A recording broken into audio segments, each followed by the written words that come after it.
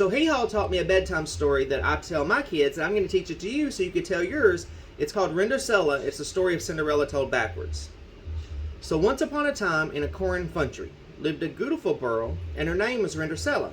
Now Rindercella lived with her muggly other and her two sad blisters. And also in this corn country lived a very prancing hens. And he was going to have himself a fancy fall.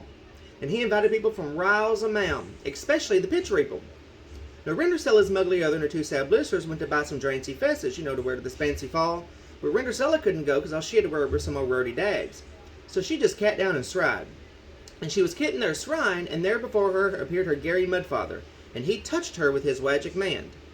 And there before her appeared a cage stoach and hicks out horses. And he said, "Now Rindercella, you be sure to be back before midnight, or I'll turn you into a tumpkin." So Rindercella rode off to this fancy fall, and the Prince Hence met her at the door because he'd been watching all this time. I know wouldn't hinder. So Rindercella and this Prince Hence lanced all night, and then all in fub. When all of a sudden the mid-clock struck night. So Rindercella saced down the rares, and just as she beached the rottum, she slopped her dripper. So this Prince Hence went all through this corn country looking for the beautiful girl who had slopped her dripper. Finally he come to Rindercella's house. He tried it on her muggly other and it fitted it. He tried it on her two sad blisters and it fitted it. He tried it on Rindercella and it fitted it. Now Rindercella and this Prince Hence got married and lived happily ever hampler.